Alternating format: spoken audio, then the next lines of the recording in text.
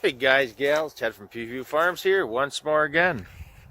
Same day, same channel, same time. We're still doing a little bit of walking around over the new farm across and finding some neat stuff in the woods, I tell you. There's an old little, I don't know, almost 4 foot by 5 foot little trailer. Kind of neat little thing right there. I got an idea for that too. Not scrap either. I've always wanted a nice little trailer that I could put a 300-gallon water tank on in case of an emergency. If I ever had to haul water over here or something. I think that'd make a nice little trailer. Gravity fed for the water tank. There, an old busted up axle. A bunch of old lumber. And they left some stuff behind. But like I said, I don't think they needed it where they were going, so. This is what we got left for baleage. I haven't done a count. I believe I've fed 10 out. I got 10 more that I can use, and then maybe more than that. Let's see. 1, 2, 3, 4, 5, 6, 7, 8, 9, 10, 11, 12, 13, 17, 18, 19, 20, 21, 22, 23, 24, 25, 26. 26 bales. So maybe 12. See, I can't remember exactly where I was at on my feeding. My neighbor got 20 of these, and I got 20 of these. We split the cost right down the middle, so that's how that worked. It's a shame this, so. But like I said, once it gets a little bit harder over here, but yet soft, I definitely think I'm gonna run the cultipacker across this and level stuff off, and I think that'll be good. Plenty sufficient enough. So I'm going to take you guys in here into the Kwanzaa hut quick. So we'll stop this video and we will reconvene here in a couple minutes. Okay, I'm back. We're over here to the Kwanzaa hut. And you guys can see, we got some equipment in here. The Overland farm. Shared service farm we work with. This is his hay bind. I believe it's a 489. Pretty good. It's almost identical to the 492 that I have. Ooh, that is some deep muck. Wow. And then got his square baler over here. So that's the square baler we use, and that's the Super 69, Super Hayliner 69. And let me tell you what, it may not look like the best thing in the whole world, but it makes beautiful, beautiful bales. He's got this thing set up really, really well. Other than I see he's got a pickup knife there that's broke. I wonder if he knows that. Well, I'm sure if he watches the video, he'll see that. Huh. But no, this is the square baler that we use if we need to. Like I say, he does some squares, and this year I have full intentions of. Wow, this is deep. No, pretty nice baler.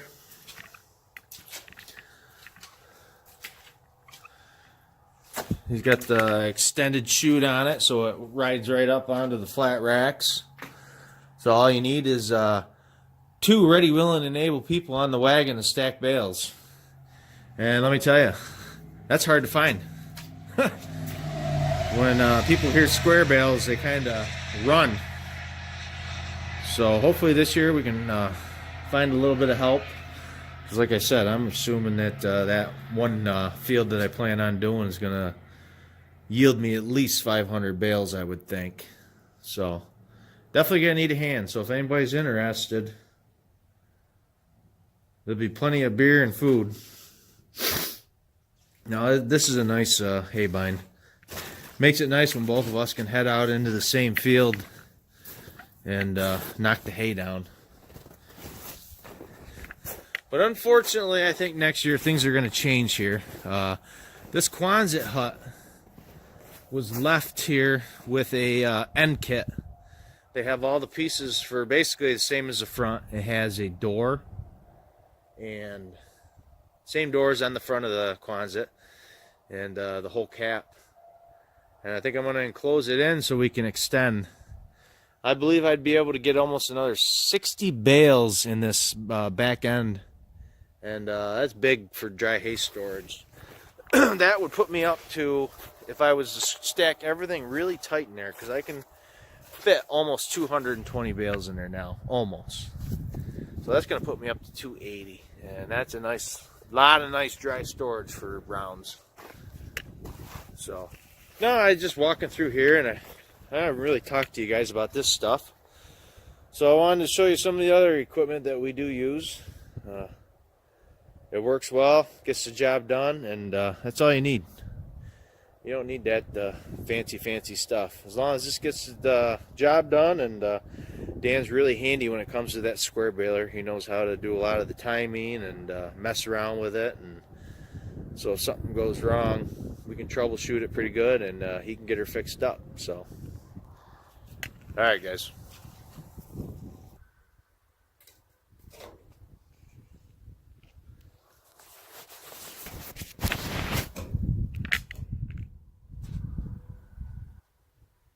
Oh, we started the video back up. We figured we'd just get out of the wind here for a couple minutes, but I did a count yesterday. I was up in here. I grabbed a couple bales. There is 99 bales left over. 99 bales of first cut, and I have 12 bales of second cut, and that dozen or so baleage bales. So I did my numbers, and we are going to be good till we let the cows out to pasture. And there's enough extra hay as a good cushion to have, just in case weather don't cooperate. But I figure by the time we let them out in the pasture, we are going to have enough hay. Brad, buddy, if you live closer, I'd give you a dozen or so of these bales in a heartbeat, free of charge. I'd love to help somebody out. That's what we're all about. But Wisconsin from here, I don't see it feasible to send up a dozen or 14 bales. But pretty good first crop quality. I have an idea here that you can notice probably the difference in coloration between those two right there. There was I think 11 bales that were left over from the previous year, and they got mixed in. I had full intentions of putting them in the front, and it didn't happen like that. So they got mixed up in, and so we got some 2-year-old hay and some 1-year-old hay here.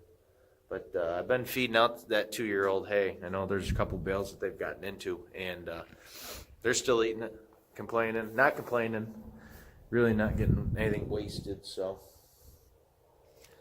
but yeah, that's the full end kit, and they said everything's there. Door tracks, hardware's in the barn, and if I'm not mistaken, there's the rest of the end kit right there.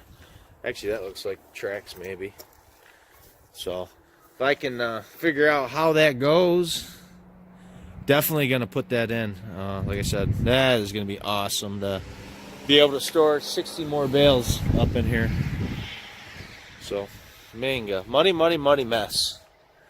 It's the only thing about after these thaws, it just gets really, really, really muddy. But I guess you just got to deal with it. So, alright, I'm going to close this barn up and I'm going to continue my walk. I'm back! Over here is fancy little watering dish. It does not work. I believe, let's see, I was using this probably 2 years ago. The past 2 years I've just been doing a float in a water tub. Well, there's some kind of element in there or something that was just letting it constantly fill up. So it was actually draining water out of the top. It's supposed to stop at a certain time. So I got to find some literature on it. I got to get online and see exactly how these work and what they do.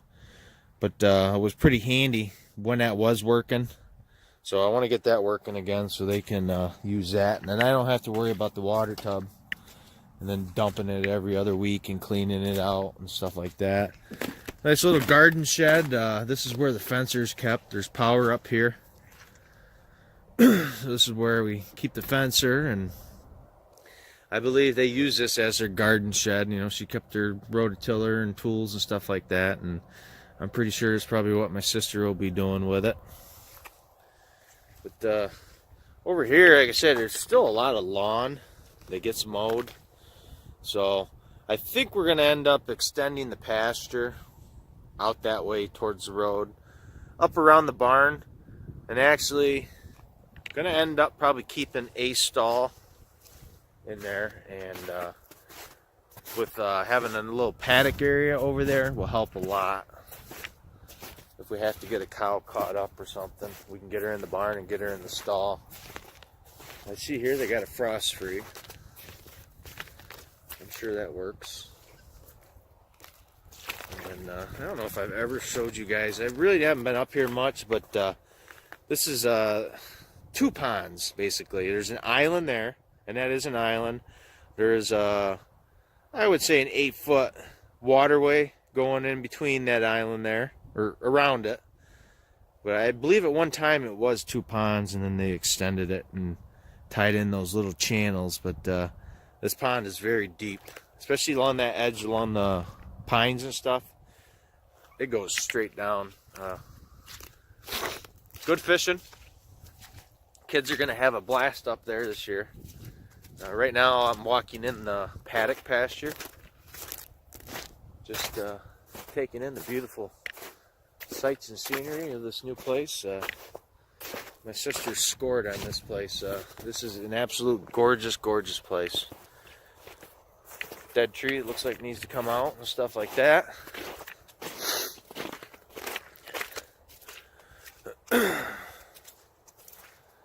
Okay, what I'm going to do is I'm going to stop here again, and we're going to head into the pine pasture, I guess we'll call it. Alright, we're kind of in the pine pasture. We're still in the paddock pasture. This is just a little area of woods that's fenced off in the paddock pasture for them to get out of the elements of the summer. And this is where they spend a lot of time when it's really, really hot and humid when they're in this pasture. But this is the pine pasture, and I'll be honest with you, if you ask me, it's a waste. I mean, it's good for the cows to get in here, and as you can see, I mean, they do a good job cleaning up what's ever there, but I envision this, and tell me if I'm crazy. I would love to see this pasture cleared out of 98.9% of the pines. There is some mixed hardwoods in here, and I believe if you were to strip all these pines out, and honestly, I don't even know what good they are. I mean, a lot of them are smaller. You know, I don't know if it's good for pulpwood or what it is, but strip these out and leave all the hardwoods that are in there. You're going to have a nice pasture someday with some shade with the hardwoods. And so maybe this summer, maybe I'll take a section at a time and just start thinning them out. Just start dropping these little ones and drag them out. You know, first I got to see if there's a market for those trees. I honestly don't know. Like I say, a lot of them aren't really big, but would love to thin this out, because we can still give them optimal shade from the summer heat and get the grasses to grow a little bit.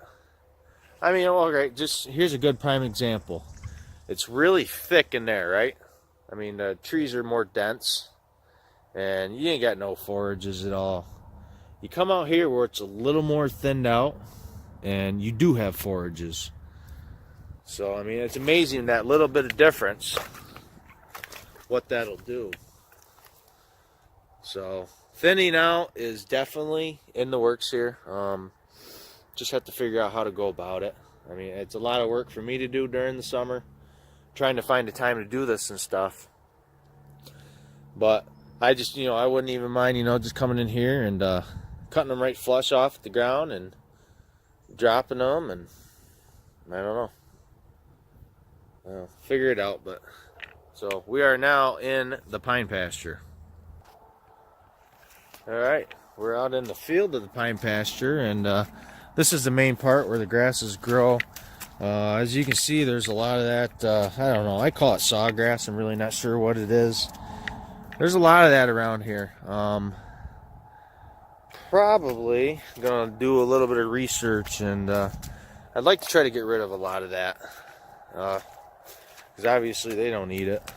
You can see kind of they pecked away a little bit at it here and there, but probably not good for them. And there's a lot of clumps around here, so I would really like to kind of take care of that. All right, over here on the other side of the fence is, this used to be the homestead where my dad grew up when he was a kid. And kind of right there where that shed's at, there was a nice little barn.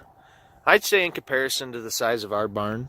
And they raised whiteface across the street over by my place, and they pastured in the woods and a little bit out into the field, and then this was all pasture down here.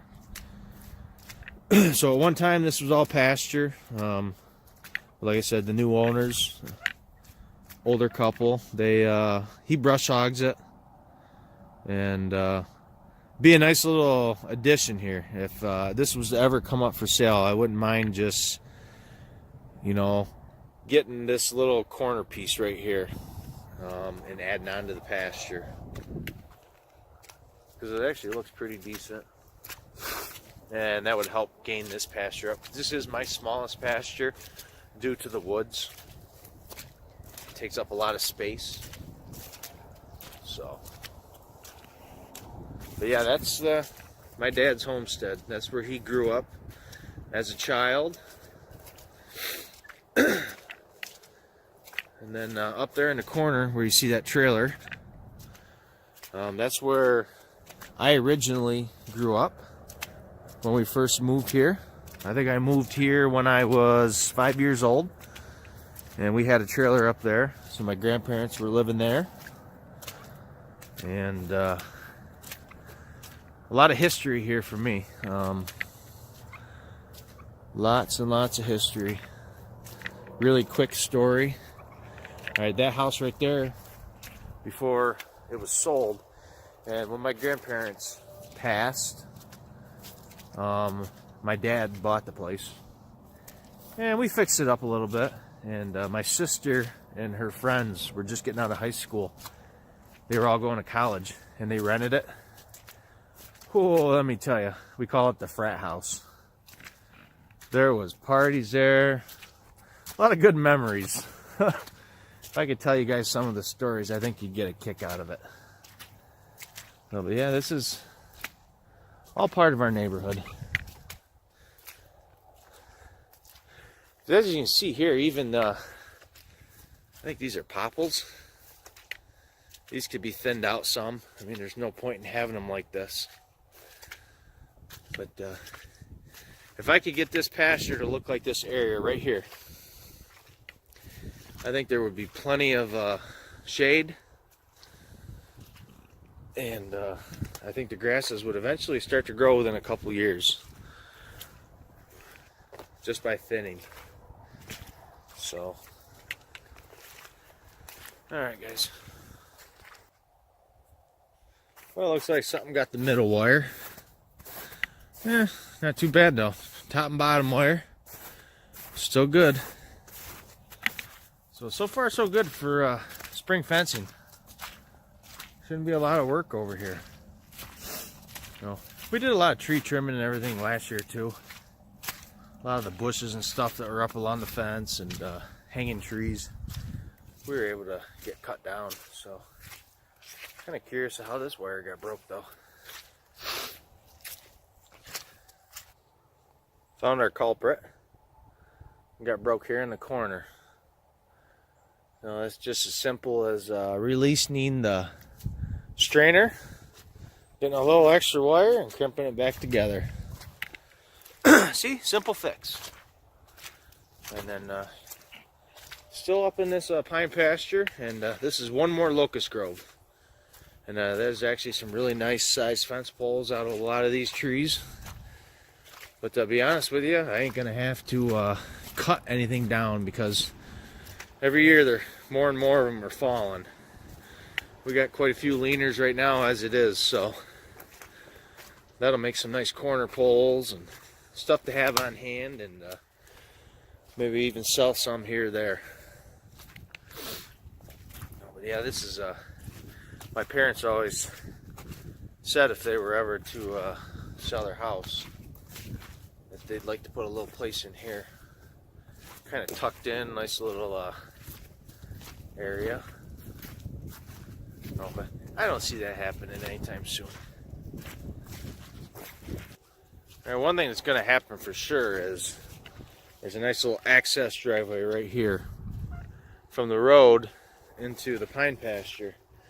But as you can see, there's no access to get in here. So before we even think about letting the cows out into this pasture, there will be a 12-foot gate here.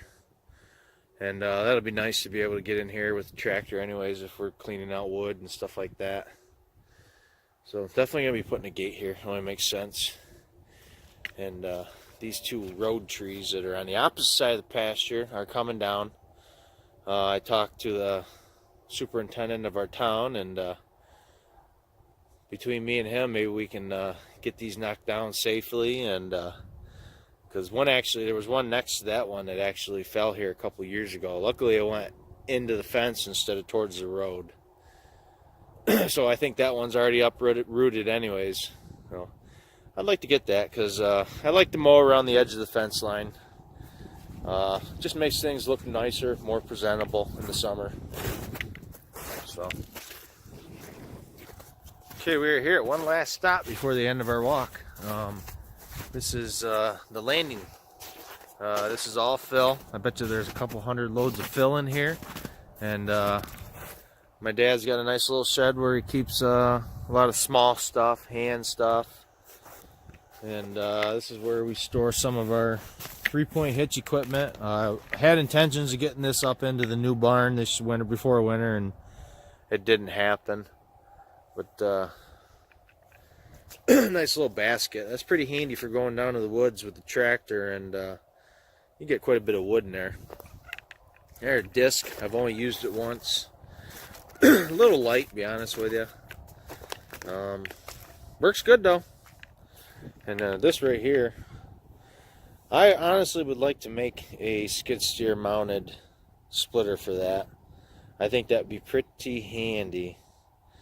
So that is eventually going to be a project. Be a nice winter project, but I got too many other winter projects. Then we got our dump trailer, enclosed trailer, and a nice 16-foot flat trailer if we need to haul anything. I actually think I'm going to hook up to the dump trailer today and take that to work and start bringing home those wood chips. Figure if I can get 4 or 5 loads by the end of the week, that'd be pretty good. Got a nice little score my dad found. These are going to make some awesome tree stands down in the woods. It's an escape ladder from a building. But yeah, that is going to work perfect. Going to make some really good tree stands. Now here's a John Deere corn planter I never showed you guys. We've had this for a couple years. I think my dad's used it once or twice. I don't know if you can see down there. The axle's busted. That cast broke. But this is something we want to get rid of. We got that 3-point hitch Ford that kind of got restored, and it works really well. And for whatever amount of sweet corn or any kind of row crops that I would ever do, that 3-point hitch is sufficient enough. This is a little big overkill for what we would ever need. But pretty nice corn planter, to be honest with you. What we would try to get out of it, I don't know. It's a 494A, and it's pretty clean. I'm not really sure what those Gandy boxes are. It's got to be for. Let's see. You got your fertilizer hoppers, your seed hopper. So I'm wondering if this is for some kind of application for herbicide. we've had some people look at this, and I think it's set up for 36-inch rows, and for sweet corn. I don't know what it takes to adjust it and move it in and stuff like that, but I believe 30-inch rows is what you all use. So that's why it's still sitting here. But I think we're going to try selling it again. You know, my dad contemplated splitting it in half and making 2 3-point hitch cedars out of it. But even that, I think that's, just to me, it looked like it'd be quite a project. So hopefully we can get rid of it this year. Like I say, it's something that's not going to get used. So, alright guys, I have been rambling on between the 2 videos for over 40 minutes. But I just wanted to take you guys along this morning and go for a nice little walk. Enjoy the scenery and walk and talk. So that being said, guys, look forward to talking to you all real soon.